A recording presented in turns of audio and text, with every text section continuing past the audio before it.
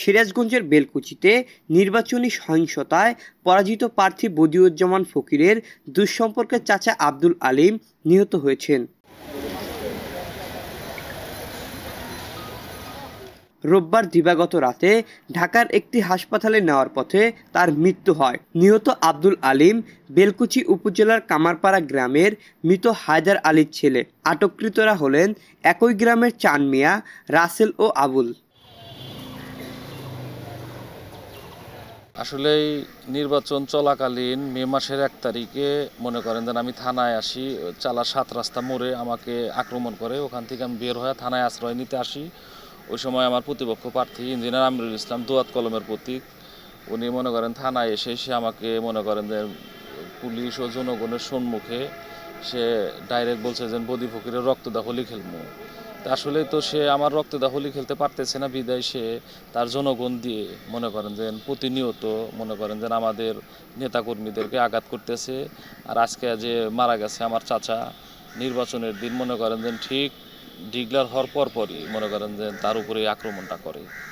নির্বাচনের দিন সন্ধ্যার সময় নির্বাচনে এই দোয়াত কলম মার্কা জয় হওয়ার পরই এই মোটরসাইকেল যে সমর্থক ছিল আব্দুল আলিম, এনার উপর চড়া হয়। এক পর্যায়ে এই দোয়াত কলম মার্কা 4-5 জন লোক তার মাথা এবং শরীরে আঘাত করে। এই ঘটনার সাথে জড়িত থাকা 3 জনকে আটক করা হয়েছে এবং মামলার প্রস্তুতি চলছে বলে জানান বেলকুচি থানার অফিসার ইনচার্জ আনিসুর রহমান। আমরা জানতে পেরেছি যে নির্বাচনের দিন সন্ধ্যার দিকে এশার নামাজের আগে পারিবারিকভাবে তাদের আপন চাস্তো ভাইদের মধ্যে 2 জন 2 পক্ষের সমর্থক, এরকম জানতে পেরেছি।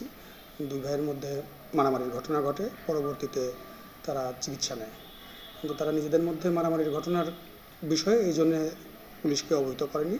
আজকে ভোরে মানে আমি 6:45টার দিকে খবর পাই যে তাকে ঢাকায় নিয়ে যাওয়ার পথে সে মারা যায়। খবর পেয়ে সঙ্গে সঙ্গে পুলিশ ঘটনাস্থলে যায়। ঘটনাস্থলে যেয়ে মৌখিক অভিযোগ যতটুকু পেয়েছি তার ভিত্তিতে প্রধান অভিযুক্ত সহ 3 জনকে আটক করা হয়েছে। লাশের সুরতাল রিপোর্ট প্রস্তুত করা হয়েছে। অভিযোগ প্রাপ্তি সাপেক্ষে পরবর্তী আইনগত ব্যবস্থা আমরা গ্রহণ করব।